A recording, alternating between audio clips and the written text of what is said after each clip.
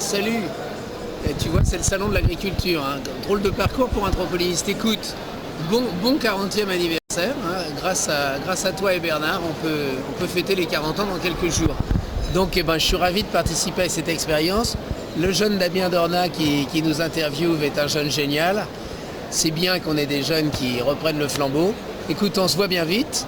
Et puis voilà, j'espère que tu vas corriger mon interview. Hein. Si j'ai fait des erreurs, tu me reprends. Voilà. Alors, au départ du trampoline, justement, puisqu'on parle de Pierre Blois, ça tombe très bien. Bernard Hamon, Pierre Blois découvre le trampoline. Les premiers cours de trampoline ont lieu en France, avant la création de la fédération, qui se crée pratiquement en même temps d'ailleurs. Et il se trouve que moi je suis à l'INSEP pour préparer une maîtrise d'éducation physique. Je ne l'ai jamais eu d'ailleurs parce que j'ai mis beaucoup de temps à la réussir. Mais en tout cas, je faisais beaucoup de sport à l'époque et un jour, on m'arrête au milieu d'un match de rugby avec Michel Jazzy, le champion bien connu, et on m'attire vers un gymnase où saute un type qui touche presque le plafond. Et je découvre le trampoline de cette manière, tout bêtement. C'est Georges Herry qui est dans cette salle.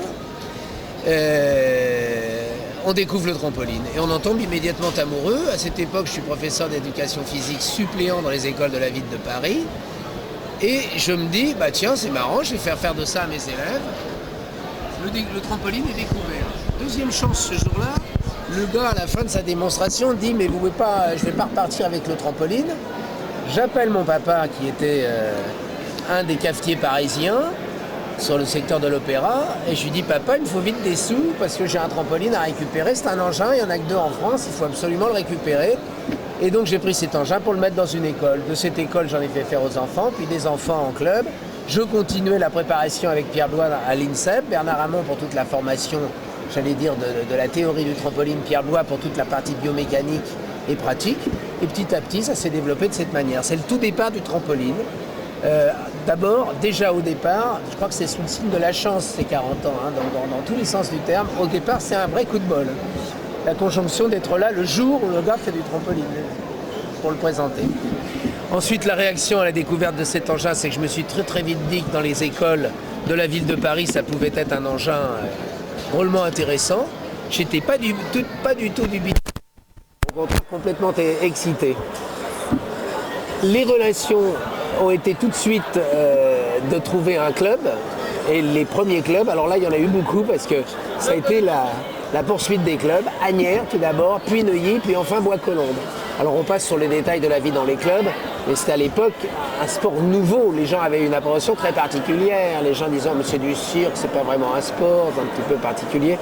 Et Bernard Hamon a des anecdotes importantes avec le colonel Crespin à ce sujet, donc c'était pas facile le début. Alors, personnellement, je venais de l'athlétisme, puisque je faisais de la préparation à l'INSEP avec Jazzy. Donc l'athlétisme et le sport que j'avais pratiqué avant, c'était le cyclisme. Donc j'étais très très loin de l'acrobatie. Je n'y connais absolument rien.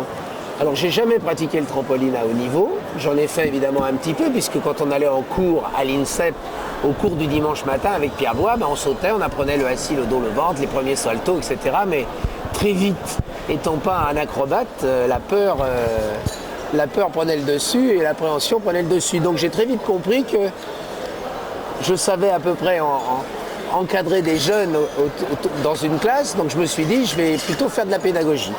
Donc on est parti sur le métier d'entraîneur dès le départ. Alors comment ça s'est développé c'est tout bête, c'est qu'on s'est très vite dit la biomécanique, on est bon parce que Pierre Blois, qui était professeur à l'INSEP, connaissait parfaitement ce secteur.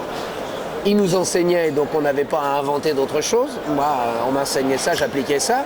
Mais très vite, on s'est rendu compte qu'il y avait d'autres ficelles à l'entraînement. Donc on s'est dit, il doit bien y avoir un champion du monde quelque part. Et donc là, on a contacté les champions de l'époque. Kurt Hoener, Michael Budenberg et surtout Paul Luxon. La grande rencontre efficace du trampoline, c'est les années 70. On fait venir Paul Luxon pendant 1 mois et demi de vacances en France, avec les quelques kangourous français, et on démarre les premiers stages.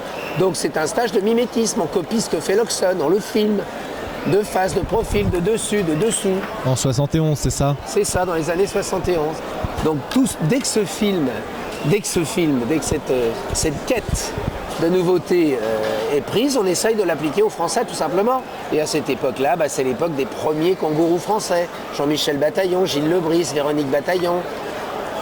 Et c'est comme ça que ça démarre, tout simplement. Alors, passion pour le trampoline, c'est une question qu'on me pose là. La passion pour le trampoline, elle est venue avec la pratique de l'activité. Quand on découvre quelque chose, que c'est nouveau, que c'est attractif, qu'on réussit, même dans le labeur, parce qu'on a beaucoup travaillé, on n'était pas très efficace, évidemment, on se prend au jeu, on se prend de passion pour l'activité, et ben on développe. Alors, la chance aussi, Luxon provoque une autre rencontre avec Bob Bollinger, Ronnie Marriott. Et ces gens-là nous disent qu'ils s'entraînent 2 à 3 fois par jour. Donc on dit on va s'entraîner, on ne sait pas pourquoi on va s'entraîner 2 fois, mais on le fait. Donc on augmente les quantités d'entraînement, etc. Et puis Pierre nous ramène à la raison, Bernard aussi, en disant attention, la technique, c'est parfois juste, c'est parfois faux. Donc les répétitions à outrance, c'est pas forcément bon. Il faut se construire une propre image. On a créé l'école française avec des exigences bien précises. Donc c'est comme ça que le trampoline s'est développé. Et autour d'une vraie passion, c'est vrai, pour l'activité. Tous les gens qu'on rencontrait se fédéraient et c'est parti vraiment dès 1965 sous l'impulsion de Bernard Hamon et Pierre Blois. La technique au trampoline, si on prend les premières villes de Richard Tison quand il était au château de Seillac, les pieds touchaient la tête. On ne peut pas camper beaucoup plus. C'était des vrilles bananes, on appelait ça les vrilles bananes. Donc on a démarré comme ça. Et puis après, quand on a vu Luxon qui était comme un stylo bille, là, on s'est dit, bon Dieu, c'est beau ça. Donc on a essayé de copier, on a aplati, on a placé la tête différemment. Et à partir de ce moment-là, la technique est venue. Alors c'est la conjonction, moi je crois que le succès du trampoline en France à ses débuts, c'est la conjonction de 3 énergies. Bernard Hamon, extrêmement précis, cartésien, exigeant, la partie administrative, la structure de la fédération, toute cette mise en place, mais aussi un garçon qui pratique la gym depuis toujours, qui est un gymnaste. Pierre Blois, de son côté, professeur à l'INSEP, la biomécanique, la recherche, les bouquins d'anticipation, ce que fait l'étranger, etc. Mimi Rouquat, un branleur, qui fait de l'éducation physique très très mal, puisqu'il échoue tous les ans sa maîtrise. Donc, c'est un gars qui a trouvé en fait le moyen d'arrêter d'être un branleur. Et qui rencontre des mecs qui disent il est sympa ce gars-là, qui le cadre un petit peu. Donc, se recadrant, ayant des résultats, se sentant responsable d'enfants, il se structure. Donc, c'est un mélange, c'est un coup de bol monumental, quoi. Je veux dire, c'est une alchimie, comme souvent dans la vie, il y a beaucoup de réussites, que ce soit dans l'expression, dans la danse, dans le chant, dans la musique, il y a beaucoup de réussites qui viennent de rencontres. C'est évident. Alors, la part méthode, c'est tout bête. On rencontre Bob Bollinger, qui invente la table de calcul des sauts, c'est lui, c'est le papa de ça. Alors lui, c'est un professeur, je crois qu'il enseignait l'histoire, si mes souvenirs sont bons. Et c'est un buveur de cognac et un entraîneur assis, qui est toujours à 20 mètres du trampoline. Les trampolinistes américains à cette époque-là descendent du trampo, se baignent, reprennent l'entraînement, partent acheter un sandwich, reviennent, reprennent l'entraînement. Nous, on était déroutés. Et qu'est-ce qu'on fait? Comme c'est des anciens plongeurs, ils nous expliquent. À ce moment-là, on rencontre le bouquin d'Hennessy, Trampoline as I See It, et on s'aperçoit que c'est les plongeurs qui, les premiers, utilisant le trampoline pour leur préparation hivernale, ont créé les figures les plus complexes. Donc on a pompé sur ces gars-là. Très vite, on s'est rendu compte qu'il y avait des choses qui correspondaient plus tout à fait au trampoline moderne. On s'en est rendu compte dès les années 70, mais enfin bon, on peut dire que jusqu'en 70, c'est dominé par les Américains. David Jacobs, Wayne Miller, tout ça, c'est ficelé. Un trampoliniste dont on parle peu, ça me permet de cette interview de parler de lui, c'est Spencer Wiggins, un Australien qui est absolument étonnant. Moi, j'ai beaucoup appris de ce type-là. Et puis voilà, et on démarre l'activité. Et puis petit à petit, copiant sur la technique Luxon une biomécanique juste, comme disait Pierre Blois, la tête était placée divinement, il n'y avait pas de cambrure, les pieds tournaient toujours, c'était magique. Il y avait, pour moi, c'est le plus grand technicien du monde à l'heure actuelle. Je veux dire, ça n'a jamais été égalé, c'est Paul Luxon. Donc malheureusement disparu cet été, mais c'est lui. Donc à partir de cette part méthode, qu'est-ce qu'on fait? On l'applique. On ne va pas inventer. Alors, un autre coup de chance, on rencontre Raymond DeVos, avec lequel on prépare des sketchs. Et Raymond DeVos dit, si j'avais dû inventer la clarinette, j'en aurais jamais joué. Il dit ça un jour. C'est pareil, si j'avais dû inventer le trampo, j'en aurais jamais joué, j'en aurais jamais fait. Donc, on a de la chance, tous ces gens-là qui se rencontrent, on prend la part méthode, on l'applique, on ne discute pas. Donc, il n'y a pas d'encombrement, il n'y a pas de choix à faire stratégique, on fait les choses. On avance, et ça c'est à mon avis la base du succès, c'est que ça a été une équipe, cette équipe initiale qui a toujours été en mouvement. Tous les copains qui sont venus autour, Laurent Casmerzia qui était là dès les années 70, il deviendra futur président, il succédera à Bernard Hamon. Mais déjà il était là, donc c'est toujours les mêmes mecs en fait. Une équipe de poteaux qui ont été jusqu'au bout, jusqu'au moment où on a changé de fédé pour des raisons d'essoufflement, de confort social, disons-le. Ce qui n'est pas synonyme forcément de résultat, parce que le confort social amène aussi côté linéaire des choses. Nous, à l'époque, il fallait tout faire. Bon, c'est un petit peu cet appétit-là qui a maintenu la dynamique. La naissance du trampoline à Bois-Colombes, c'est tout bête. C'est la rencontre avec Jean-Claude Isbach. C'est un gars qui me dit « Mais qu'est-ce que vous venez faire dans ma mairie? J'ai autre chose à faire, j'ai du basket, j'ai plein de trucs, vous m'emmerdez. » Il me fout dehors par la porte, je rentre par la fenêtre, jusqu'au jour où il en a marre. Il me dit « Bon, allez, foutez un trampoline dans un coin, ne cassez pas les pieds. » 2 ans après, il a des résultats internationaux. Il dit « Putain, le trampoline, c'est génial. » Et ça a devenu le temple du trampoline. Il a été créé à Bois-Colombes. À cette époque-là, il y a André Lombard qui est le papa du trampolin. On construit le trampoline français. On a amélioré, grâce à Pierre Blois, là aussi, toutes les normes de sécurité. On a réduit pour pas que les gens se blessent. Donc on a vécu des épopées multiples dans tous les secteurs. Donc que ce soit la technique, que ce soit la construction de l'appareil, que ce soit la manière de gérer les clubs, que ce soit la conquête des compétitions internationales. Je pense qu'il y avait un regroupement de fous furieux, chacun dans son secteur, tout simplement. Alors sur les personnalités et les qualités, n'en parlons pas. Richard Tison pratique le rugby à l'école de sport de Colombes quand il découvre le trampoline. Jean-Michel Bataillon, pas de problème, il est dans l'école primaire où j'enseigne avec Gilles Lebris, donc ils font du trampoline tous les midis. Au début, ça les emmerde, ils ne trouvent pas ça très rigolo. D'autant que moi, comme j'ai peur, je ne veux pas les faire tourner, donc ils s'y emmerdent très vite. Et très vite, il faut trouver les moyens de les faire tourner pour que ça commence à venir. Véronique Richer, c'est une jeune fille qui était dans le club qui est venue. Alors c'est pas une fille, c'est un garçon, elle s'est retrouvée avec des garçons. Moi j'ai entraîné que des garçons dans ma vie, même Nathalie Trey. Pour moi je ne considérais pas que c'était un groupe féminin.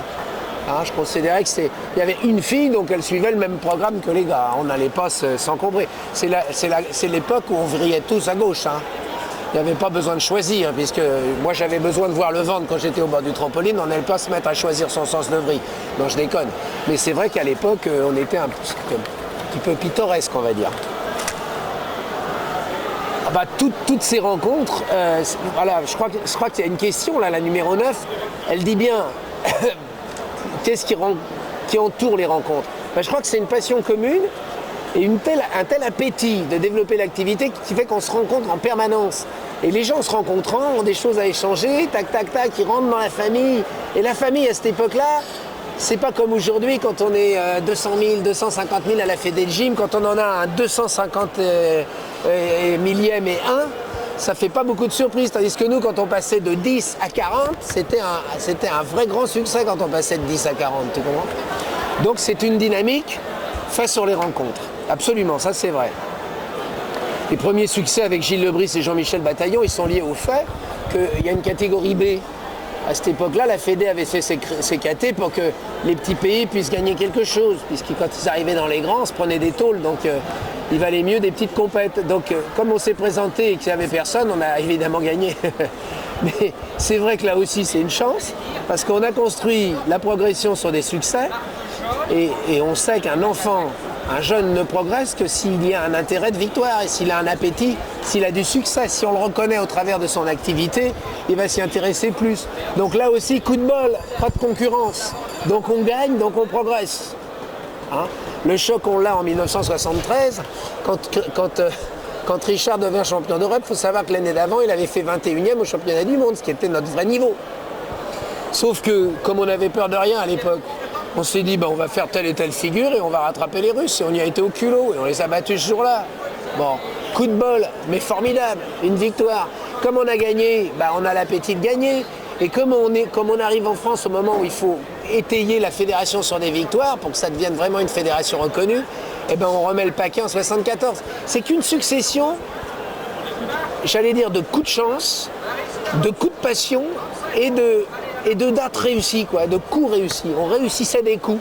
Voilà, c'est un peu ça. Je le vois comme ça. Je ne sais pas ce qu'ont diront Bernard et Pierre, parce qu'il faut les interroger là-dessus.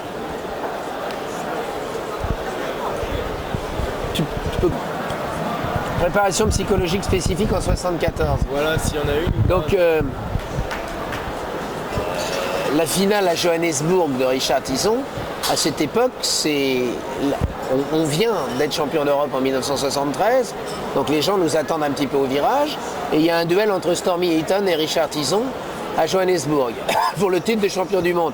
Il n'y a pas de préparation psychologique à cette époque. À cette époque, on a un programme, on le réalise. Et donc, il y a une très grosse adversité. Les juges avaient déjà à cette époque des petits a priori par nation. Et ils recomptent pendant 1 heure à la fin du passage de Richard en se disant, nom de Dieu, c'est pas possible, le Français gagne d'un dixième. Et le résultat a mis facilement 10 minutes à être affiché pour qu'enfin on sache que Richard était premier. Donc ça a été le premier vrai grand succès. Il faut dire que cette année-là, la gagnante chez les filles, c'est Alexandra Nicholson. Et chose curieuse, c'est la seule fois où ça existait au monde, puisqu'elle faisait 10-30 de diff quand Richard faisait 10-10. Donc la fille faisait plus dur que le garçon le même jour.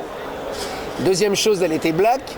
Et ils sont montés sur le podium ensemble, ce qui faisait à Johannesburg, en 1974, pas mal pour parler dans les chaumières. C'était assez sympa. C'est un championnat qui a marqué dans nos esprits parce qu'il a donné l'impulsion.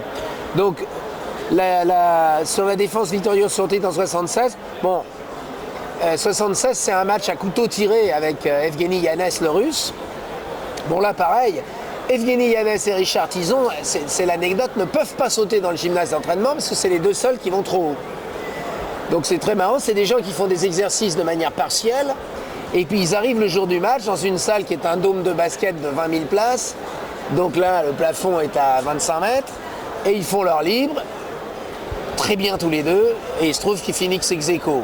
Bon, bah, très bien, c'est la seule fois où ça s'est produit au plan international. Ça ne s'est plus jamais reproduit. C'est marrant, hein, on a fait des bonnes premières hein, dans le trampo.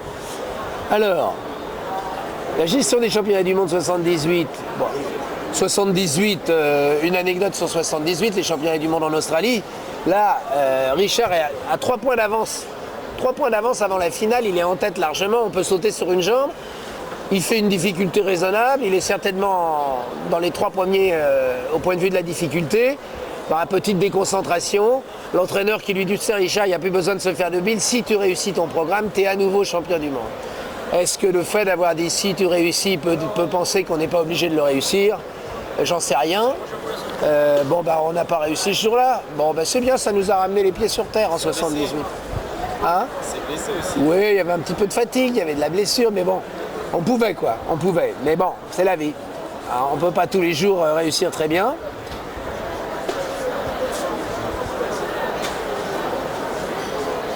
Ah ben, le potentiel concernant Franck Bardi, dans le questionnaire, là, on me demande, je n'ai pas décelé de qualité particulière d'entraîneur, puisque les gens qui faisaient du trampoline, comme on s'entraînait en famille à 4 ou 5 auteurs de trampoline, toujours les gens se coachaient entre eux.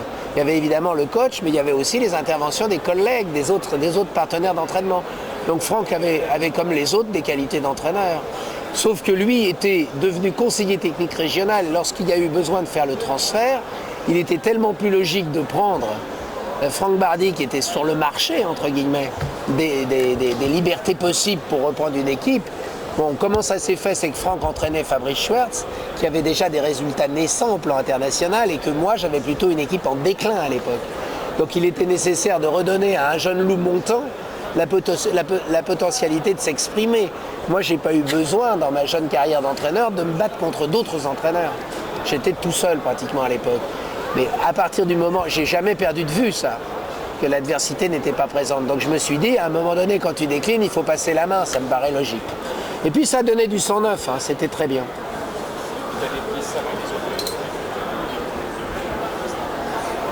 Alors, ils ont, dans les années 70, il n'y a pas eu vraiment d'interruption tous ensemble. Hein. Ils ont effectivement, on a arrêté les résultats avec la diminution des capacités des athlètes, mais aussi la progression des autres pays, qu'on avait un peu ras-le-bol de voir les Français venir les chatouiller alors qu'ils se baladaient sur l'activité. Donc il a fallu attendre que la jeune classe, la jeune génération formée également à Bois-Colombes avec les Lionel Pioline et tous ses camarades, Laurent Mainfray, etc., Nathalie Treille, soit formée, Hubert Barthaud, toute l'équipe ancienne, hein, l'équipe 2, on va dire, la deuxième vague. T'es un peu jeune. Lionel, c'est quand même quelqu'un à qui on a interdit de faire le championnat du monde. On lui a dit, il faut que tu sautes au grand court, t'es trop petit. Faut le savoir, ça s'est jamais reproduit depuis.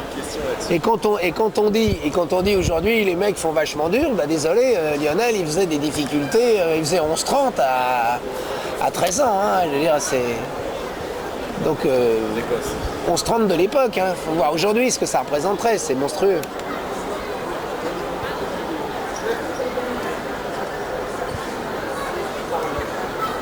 Ah, j'en vois pas les différences, je vois pas de différence entre l'équipe 1 et l'équipe 2, il n'y a pas de réelle différence, puisque la recette de ces deux époques, de ces deux fois, c'est des années 4-5 ans, 2 fois de suite réussies, c'est qu'on entraîne de la même manière. Comment on entraîne? Quelqu'un qui a un talent, on lui dit pas t'attends d'avoir grandi et d'avoir des résultats pour t'entraîner sur le trampoline des meilleurs. Tu es un débutant, mais tu vas sauter avec le champion. Donc Lionel Pioline saute avec Richard Tison. C'est tout, il saute. Richard s'entraîne, Lionel s'entraîne. Quand ils descendent et qu'ils attendent leur tour, Richard parle à Lionel, lui donne un petit tuyau, une petite combine. Ils sortent, ils vont boire un coup, une petite combine. C'est mélanger des champions naissants avec des champions qui réussissent. Pas de filière junior, pas de trucs comme ça, tout le monde ensemble. Il y a une fille, elle est douée, et ben elle s'entraîne avec les garçons. C'est pas le secteur féminin, c'est des trampolinistes. Je crois que le succès, c'est ça, franchement. Le succès de l'époque, c'est ça. On s'entraîne ensemble, on se passe des infos, il y a une dynamique de groupe. Et comme je suis à côté de celui qui gagne, j'ai envie de devenir celui qui gagne. Donc je gagne aussi. Bon, il n'y a pas d'autre secret, à mon avis. Bon, si, un petit secret, c'est que comme on a rencontré Bob Bollinger, qu'on s'entraîne 2 fois par jour, qu'on a des qualités d'entraînement, ben on n'arrête pas ça. Donc aussi, on continue dans une certaine logique.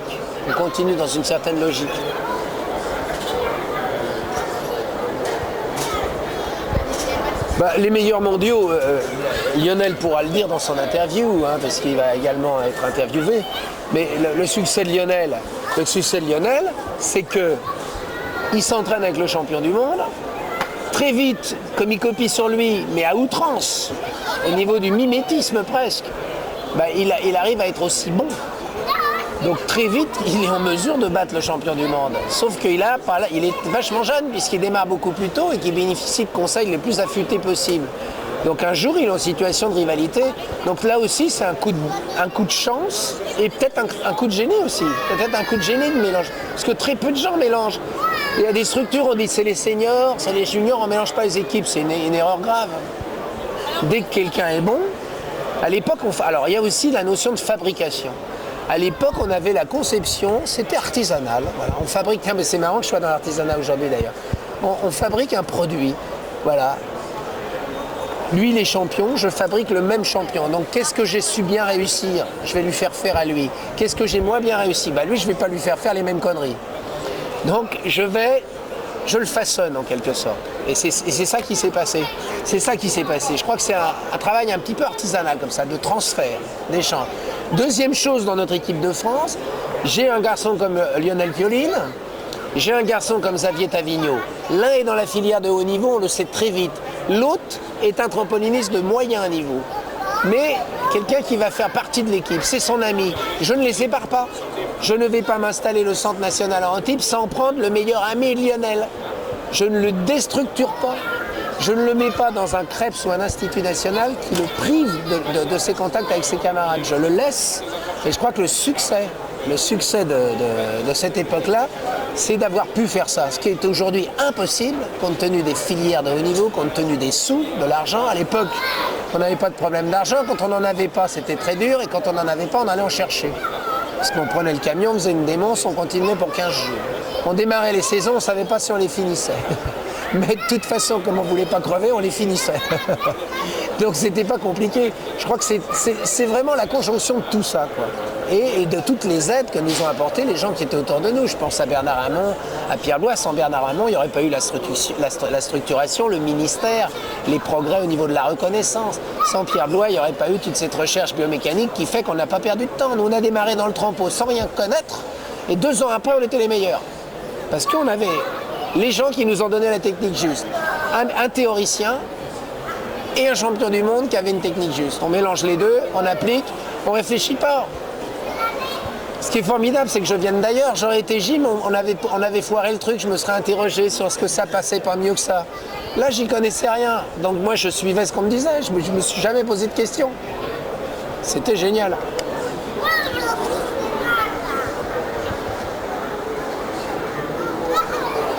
Très proches les deux personnalités hein, de Lionel Pioline.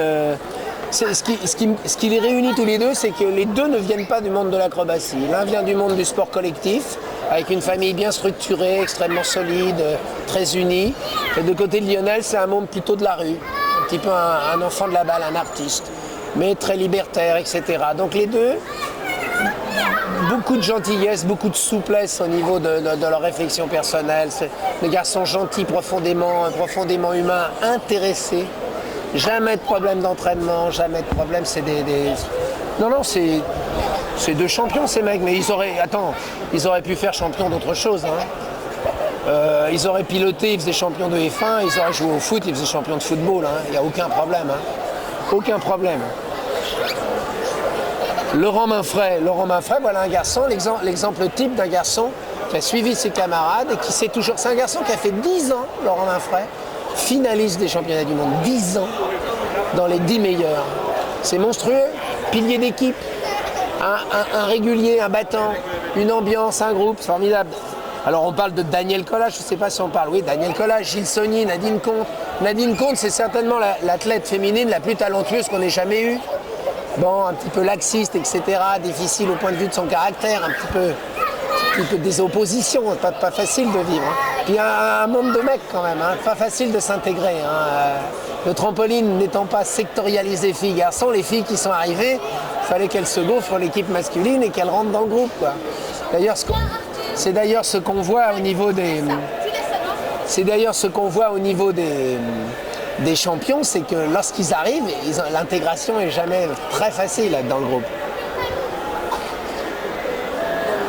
Le pôle national à Antibes, la décision de l'installer à Antibes vient du fait que sur la région parisienne, on était arrivé un petit peu à saturation. Il y avait le club qu'il fallait faire vivre, l'équipe nationale, le lycée qui n'était pas disponible. Et il se trouve qu'à cette époque-là, le ministère de la Jeunesse et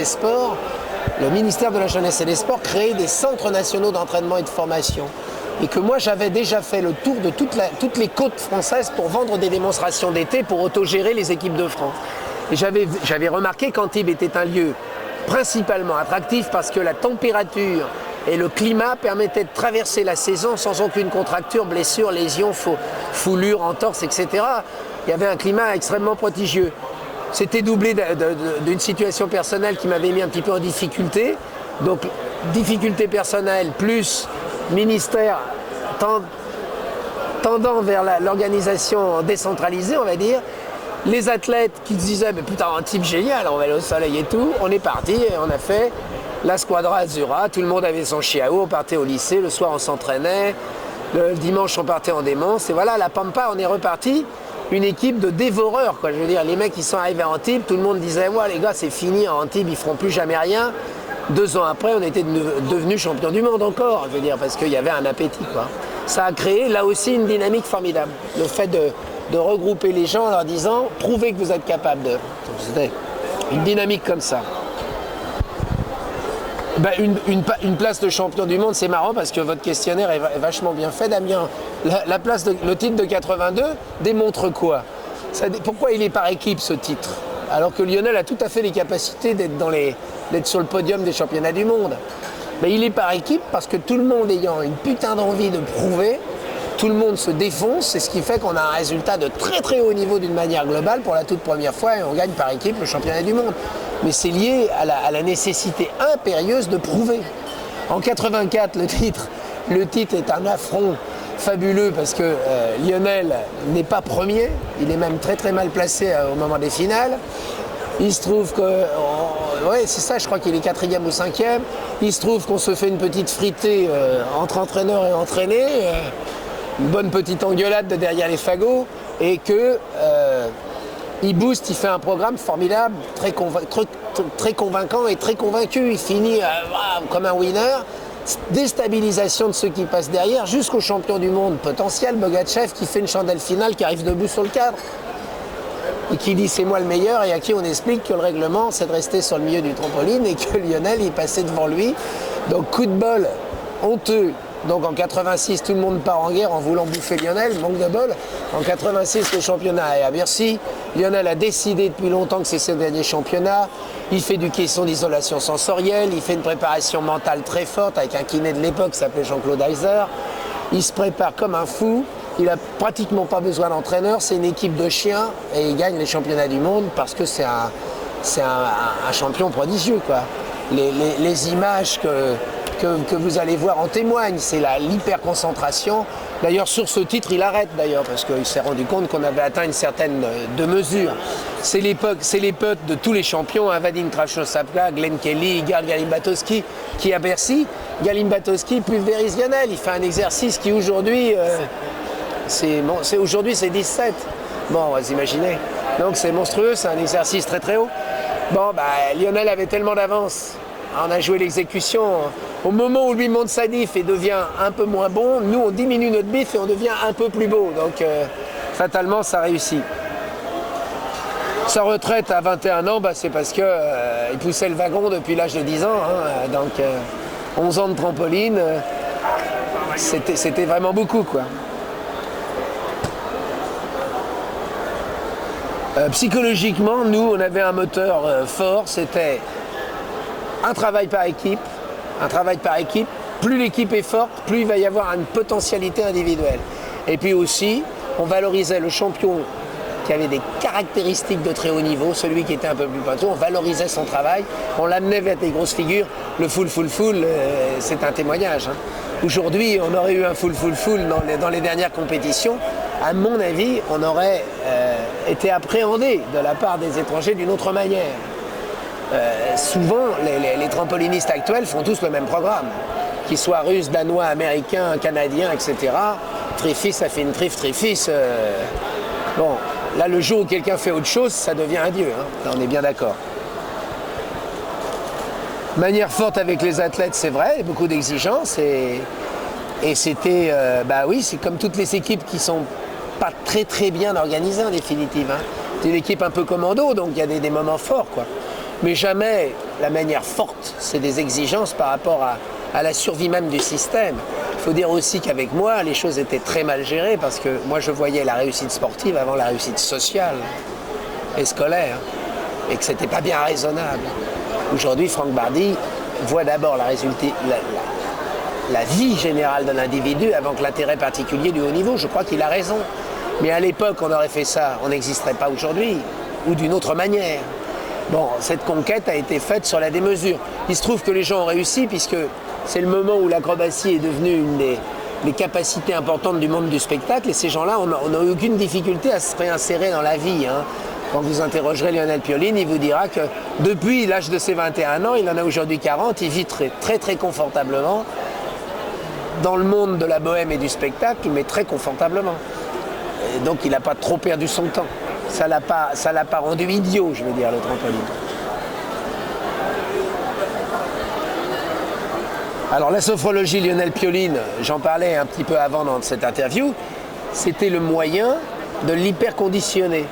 Parce que la grande caractéristique de Lionel dans les années 81 à Brighton notamment, c'est une certaine fragilité au moment des compétitions.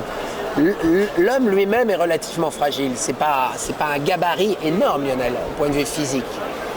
C'est un trampoliniste fin. Ça aussi, c'est notable, c'est que les trampolinistes français n'ont jamais été des super athlètes. Ils ont toujours été des gens fins et vifs. J'allais dire extrêmement latins, extrêmement intelligents, extrêmement vifs. Intellectuellement et dans la réaction physique et musculaire, quoi. Des gens très vifs. Les pertes de figure, évidemment, ont frappé le trampoline français très souvent.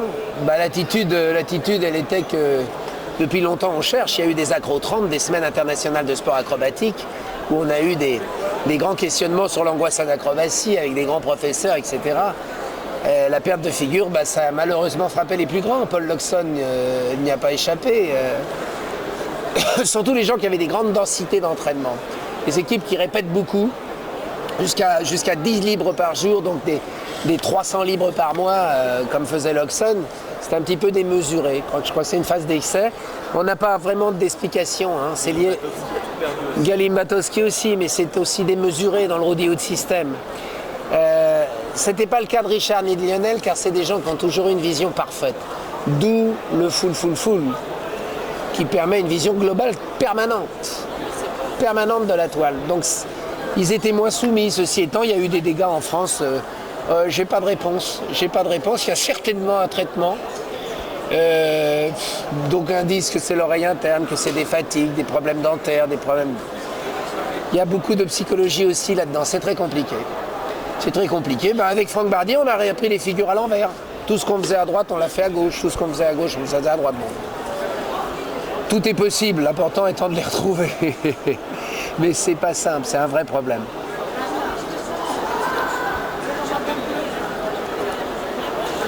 Oui, alors le contrôle sur la vie privée, on me pose une question concernant sur la vie privée. Moi, quand j'étais jeune, je me rappelle avoir été éteindre la télévision chez Richard. Parce qu'il était 23h et qu'on était à 8 jours du championnat du monde et que je voyais pas pourquoi le lendemain, à l'entraînement, il allait me dire je suis crevé et qu'à 10h du soir, il dormait pas. Donc je sonnais à la porte, je disais aux parents, vous n'allez pas me casser les couilles, il faut éteindre la télé. Et le père Tison me disant, mais je suis quand même chez moi. Je dis non, là vous n'êtes pas chez vous. Vous êtes en préparation de championnat du monde et c'est dans 8 jours. Donc vous êtes gentil chez vous, vous regardez la télé, mais votre fils, lui, il va au lit. Et si vous êtes partenaire et que vous voulez qu'il soit champion du monde, il faut le lui dire. Donc c'était quelque chose qui serait totalement impossible aujourd'hui sans recevoir un coup de mitrailleuse. Hein. Ça, on est bien d'accord.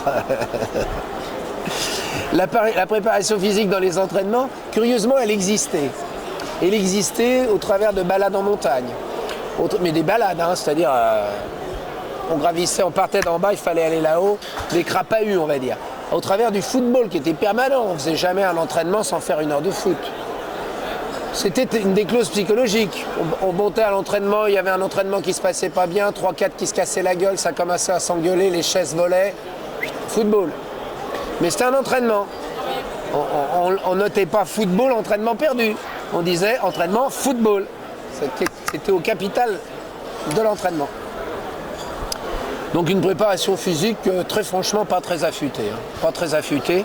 Ceci étant, beaucoup de nations en sont revenues. Hein.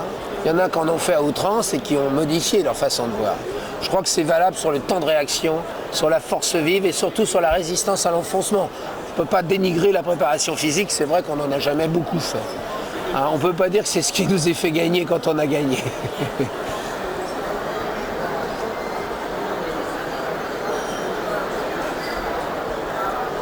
Alors là, on me parle d'affectif. Ben, c'est vrai que ça a beaucoup marché à l'affectif.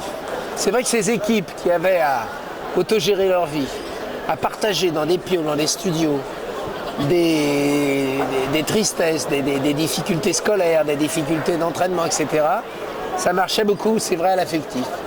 Ça s'est un peu dépersonnalisé avec la séparation. Moi, par exemple, dans ma génération, l'entraînement était à 17h, on ne commençait pas à s'entraîner. On commençait d'abord à transporter le matériel, à le monter, à l'installer. On allait faire l'échauffement, on revenait sur les trampots. Quand on avait fini, on n'éteignait pas la lumière, on rangeait dans un local. Jamais l'équipe de France n'a eu une salle spécifique. L'équipe de France a eu sa salle spécifique en 1994 ou 15 à Antibes, suite aux réussites des années 86, 82, 86. Là, on a eu une salle spécifique. Mais préalablement, les gens installaient leur trampoline. Donc il y avait beaucoup d'affectifs, il y avait beaucoup de courage à avoir. Il y avait beaucoup d'abnégation, d'humilité. Les gens, il fallait en chier, quoi. Je veux dire, c'était pas simple. Alors, je ne veux pas dire que c'est ce qui manque aujourd'hui. On ne peut jamais estimer que c'est mieux d'en chier que de ne pas en chier, mais que ça devient difficile. Mais c'était une des conditions de l'époque. Donc ça, c'est très important. Donc, besoin d'être opiniâtre pendant, après l'entraînement et préparation du lendemain de l'entraînement. Donc c'était des gens tout le temps dedans. Le samedi, dimanche, c'était pas loisir, c'était démence. Donc parfois 600 bornes pour aller faire une démence d'1 heure et revenir. Donc il y avait un état d'esprit, vous comprenez ?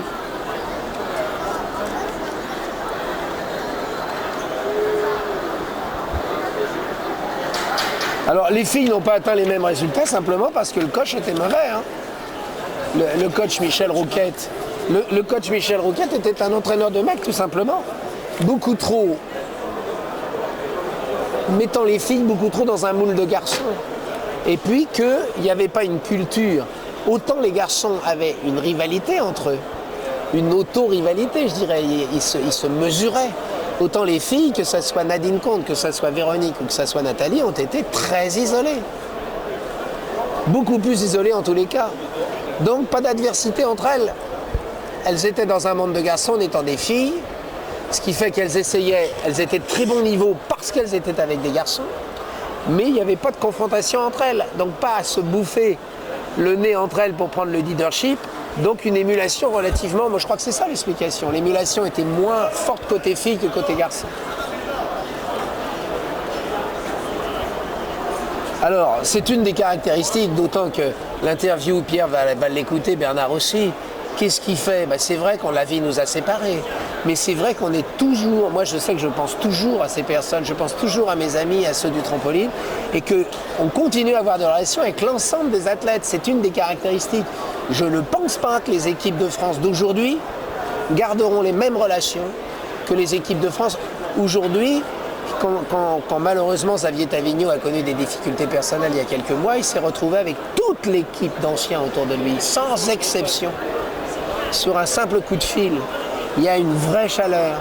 C'est un petit peu la force de cette ancienne équipe qui si vous voulez, c'est devant ce qu'il y avait à conquérir, la difficulté, c'est beaucoup unifié. Alors la vie les a séparés après. Certains sont au Cirque du Soleil, au Japon, aux États-Unis, etc. À Rio, mais ils se contactent. Lionel Pioline vient de passer quelques jours chez Hubert Barteau à Rio parce que il n'imagine même pas de survoler ce pays sans s'arrêter et lui dire bonjour, quoi, je veux dire. On est bien d'accord. Donc franchement, mais là il n'y a aucune critique dans mes propos, je pense que ça s'est beaucoup perdu. On est dans un monde trop individualiste où les épopées collectives n'existent pratiquement pas. Et à partir de là, c'est deux fois plus dur de gagner. C'est 2 fois plus dur de gagner. Parce que nous, on gagnait vraiment par hasard. On n'a jamais fait exprès de gagner, nous. On n'a jamais fait exprès. Faut qu'on le sache, quoi. On a eu du bol. Mais le bol, on l'a eu parce qu'on était insolemment en appétit, je veux dire. On doutait de rien. On savait qu'on n'allait pas réussir. Donc on doutait de rien. Donc on a toujours réussi par surprise. C'était étonnant. Non, c'est vraiment une épopée étonnante. Il y a un peu de boulot derrière, mais je veux dire, pas au point... on ne s'est jamais fait beaucoup de mal. On ne s'est jamais fait beaucoup de mal au travail.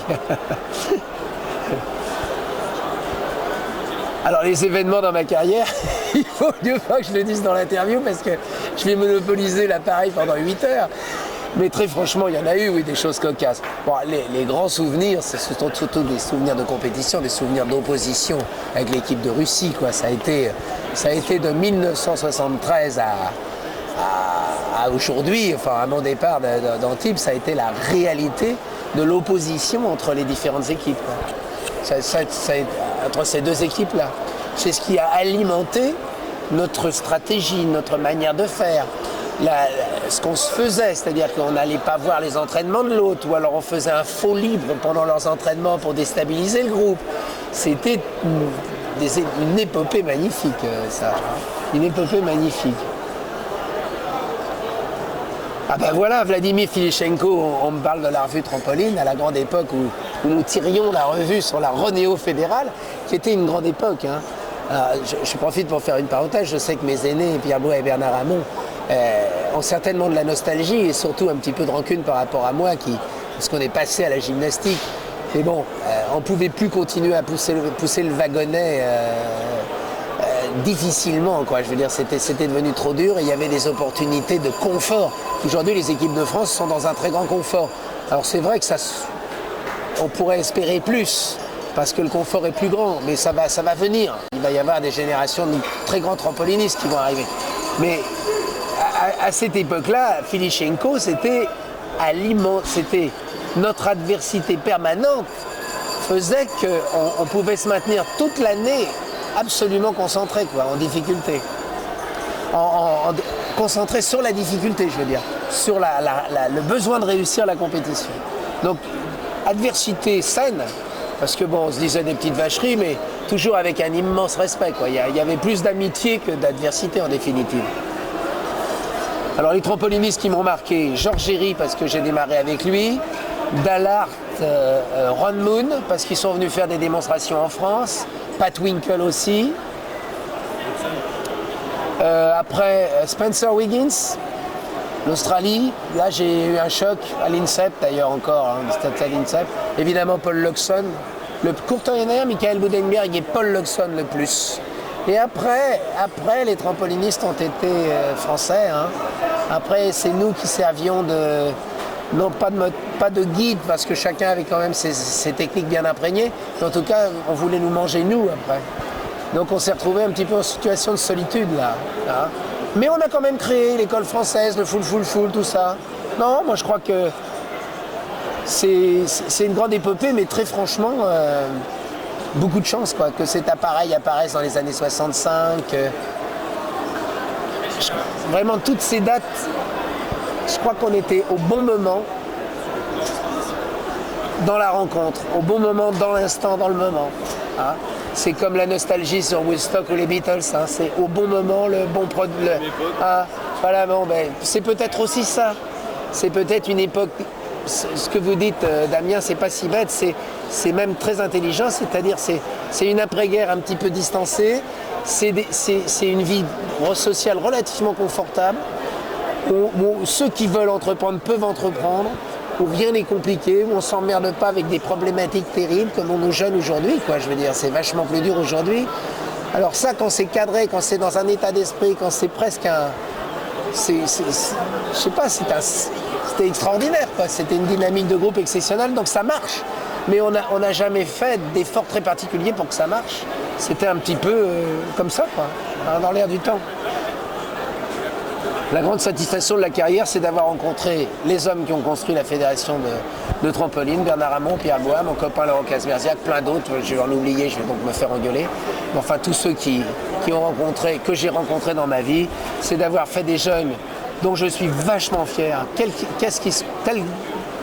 que soit leur résultat personnel, c'est des jeunes qui ont une bonne moralité, qui savent se battre, qui savent gagner, qui savent vivre, qui savent être bien dans cette société, dans le monde actuel. Ça, c'est la plus grande fierté de ma carrière. Et quelques résultats, mais encore une fois modestes, parce qu'on a eu vraiment du bol. On a eu du bol et le panache. Le panache d'aller chercher quelque chose qui n'était pas pour nous. Et ça aussi, c'est une satisfaction quelque part.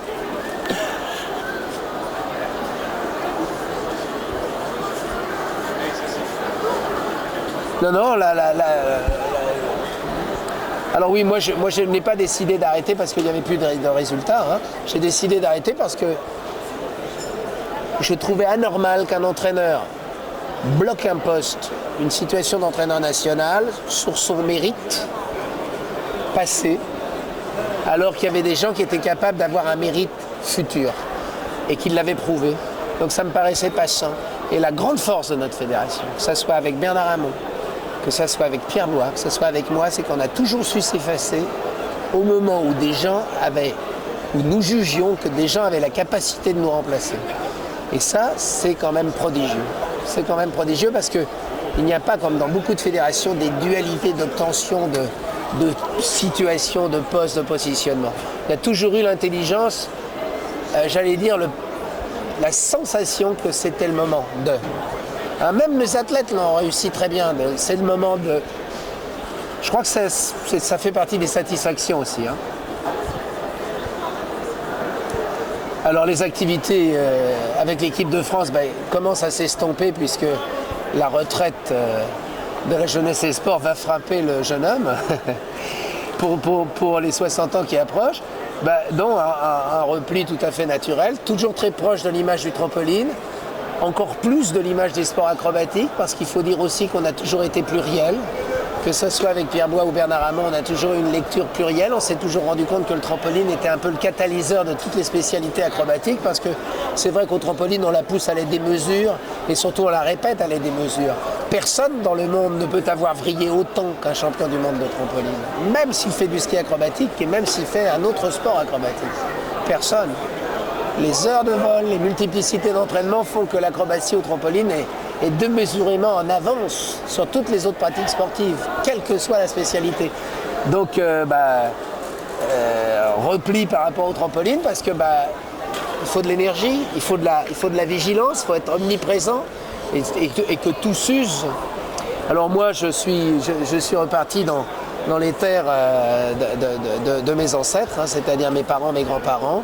Je suis dans l'Aveyron, je suis maire d'une commune de 227 habitants, où je m'occupe du pays qui s'appelle l'Aubrac, d'un plus grand territoire qui s'appelle le Haut-Rouergue, et où je me suis mis dans l'artisanat parce que j'avais une conception de l'entraînement qui était artisanale, je le disais tout à l'heure, et aujourd'hui je fais des meubles qui mélangent le bois, la pierre et la corne.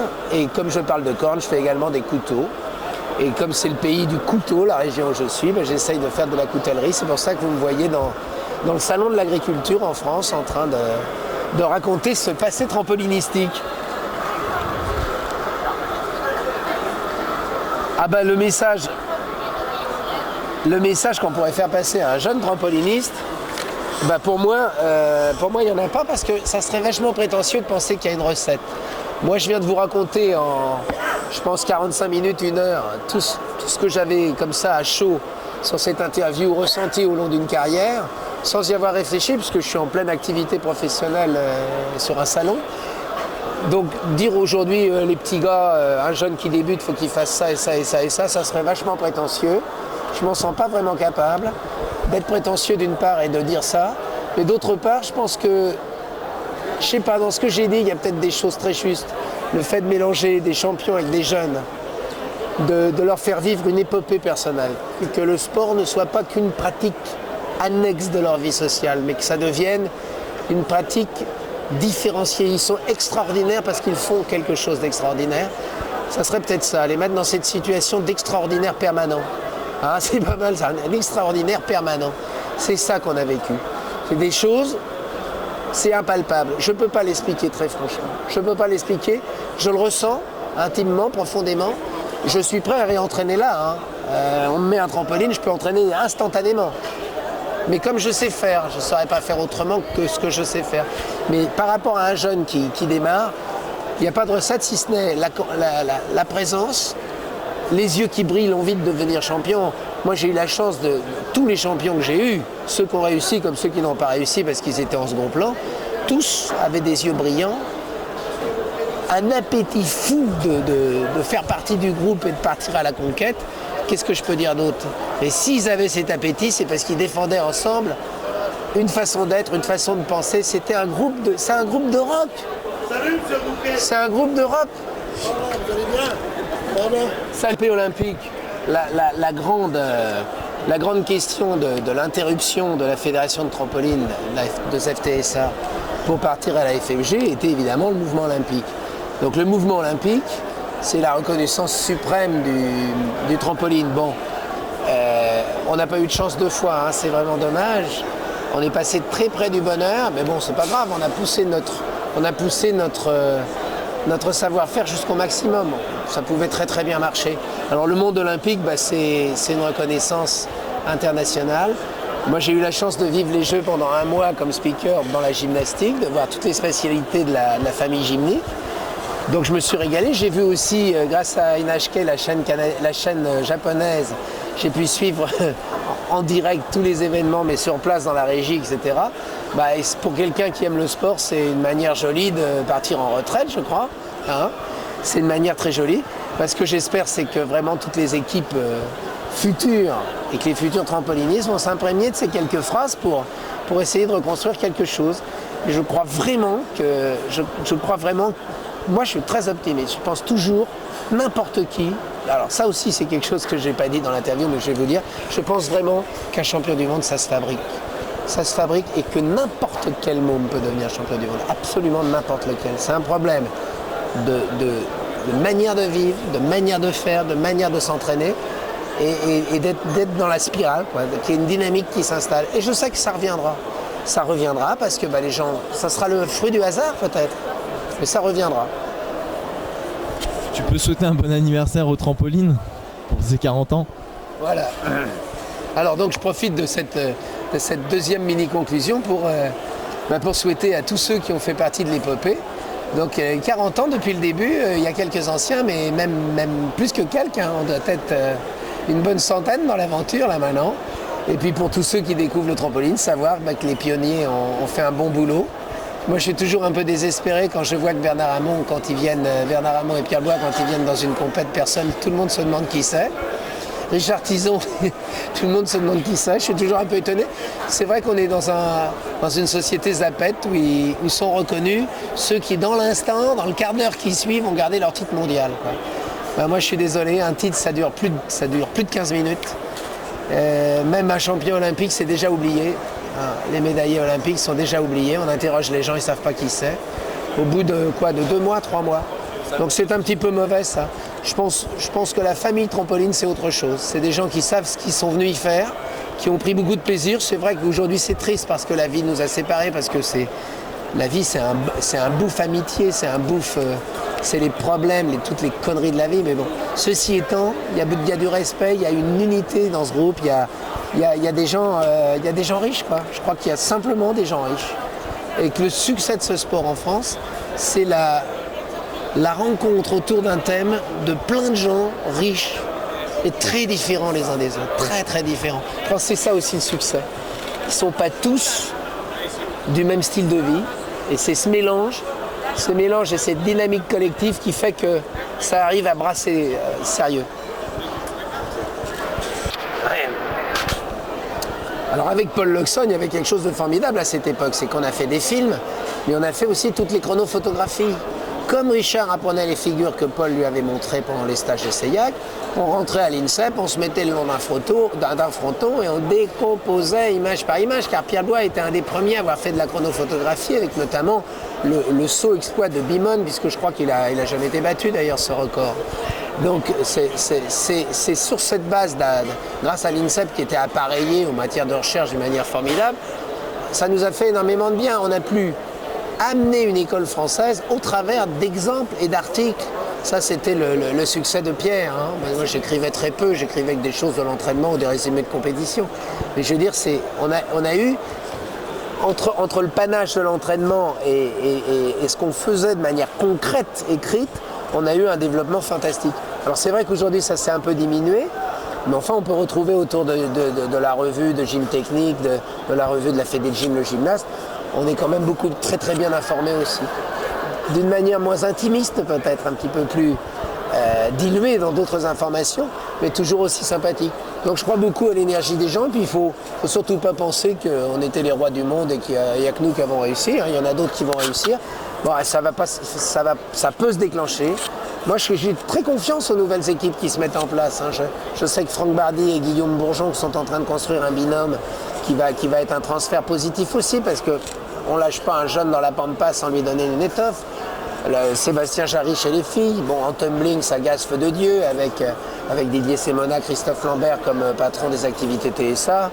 L'acrosport, ça roule. Non, je crois vraiment que je ne suis pas inquiet sur l'avenir. Bon Patrice, qu'est-ce que tu fous?